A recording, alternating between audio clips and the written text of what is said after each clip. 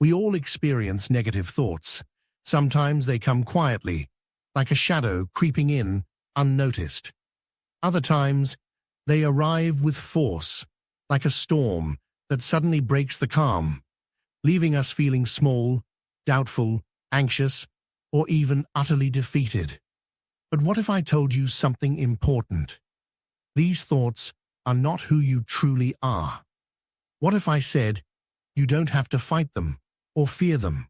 You could simply watch them come, let them pass, and then move forward with greater peace. In today's reflection, let us explore how we can transform our relationship with our negative thoughts, using both practical approaches and timeless wisdom that has guided countless generations. 1. Observe without attachment.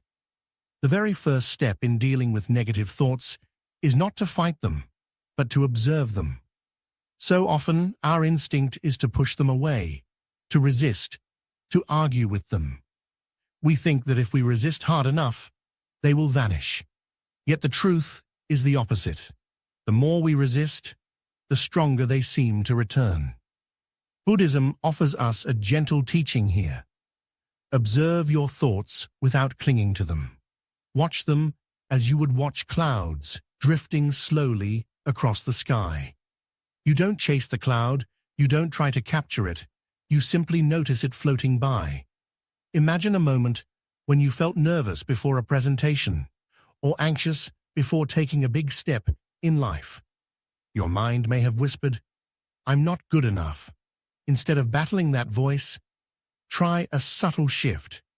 Tell yourself, "I am having the thought that I'm not good enough." By phrasing it this way, the thought loses its grip. You create space, enough space to see that you are not the thought. It can exist without consuming your entire being. 2. Separate yourself from the thought. Our thoughts can sometimes be so convincing that we begin to confuse them with who we are. We start to believe the narrative. I am not capable. I am a failure. I will never succeed. But here lies the key insight. Your thoughts are not you. They are simply mental events, rising and falling like waves in the ocean. They are not fixed. They are not eternal. In Buddhism, this teaching is called anatta, or non-self. It reminds us that we are not a solid, unchanging identity. Just as our emotions shift, our thoughts too are temporary. The next time a negative thought arises, don't identify with it. Instead of saying, "I am this thought," try, "I notice the thought that says, I am not good enough." That one subtle shift creates a boundary between you and the thought. And in that space, you regain your freedom. You no longer have to be carried away like a leaf in the current. You can stand as the observer of your own mind. 3. Investigate the root cause. Simply noticing a thought is helpful. But to truly free yourself, it is wise to ask, where is this thought coming from? Is it born out of fear? Is it tied to insecurity? Does it come from a painful memory? Or perhaps from the pressure of perfection? When you investigate with curiosity rather than judgment, you discover deeper truths. This practice is known in Buddhism as vipassana, the insight meditation. It is not just about observing the surface, but about looking deeply into the origins of your mental patterns. For example, let's say you keep thinking, "I am not ready for this promotion." Ask yourself, why do I feel this way? Is it because I fear the judgment of others? Am I comparing myself to someone else? Or is it because I doubt my own preparation? By uncovering the true source, you gain power. Now, instead of battling the thought, you can address the wound beneath it with compassion and understanding. 4.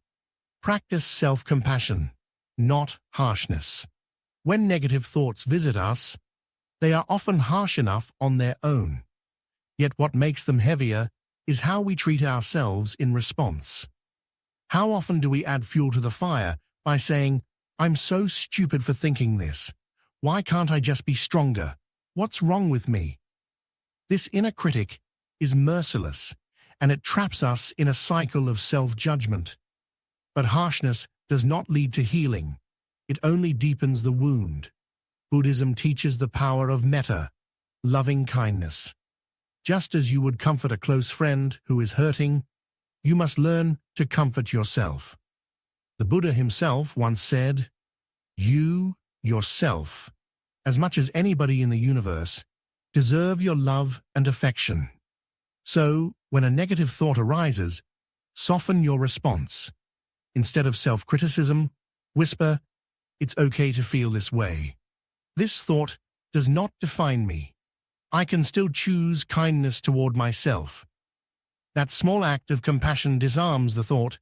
It no longer has the same poison. It begins to dissolve gently, naturally. 5. Shift focus through presence or action. Sometimes observing or analyzing a thought isn't enough. Negative thoughts can loop endlessly, feeding on our attention. In such moments, what they need is not more analysis, but a change of focus. Remember this: negative thoughts thrive on repetition. The more we replay them, the stronger they become. So how do we break the cycle? By shifting focus, either through presence or through action. Presence can be found through mindful breathing. Try closing your eyes, taking a slow, deep breath, and simply noticing the air as it enters and leaves your body.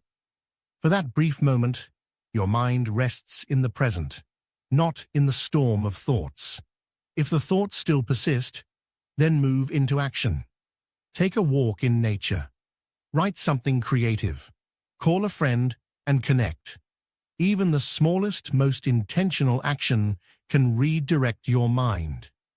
This is related to the Buddhist concept of right effort, directing your energy towards actions that uplift, rather than actions that pull you down. With time and practice, these positive shifts grow stronger than the pull of negativity. Closing reflection. As we draw this reflection to a close, hold on to this truth. Your negative thoughts do not define you. They are not permanent. They are not the essence of who you are. By observing them without attachment, separating yourself from their grip, understanding their roots, responding with self-compassion, and shifting your focus, you reclaim your inner power. Take a slow, deep breath right now. Remind yourself, "I am worthy of peace, no matter what thoughts may come." The next time your mind feels heavy, return to these practices. Remember, peace is not a distant goal. It is a practice, a daily choice. And every small step you take builds a stronger, calmer mind. If this message resonated with you, consider sharing it with someone who might need it. And remember, the journey of mindfulness and self-discovery is ongoing. Take one gentle step today, and you may be amazed at how far you grow tomorrow. May your thoughts bring you not turmoil, but peace.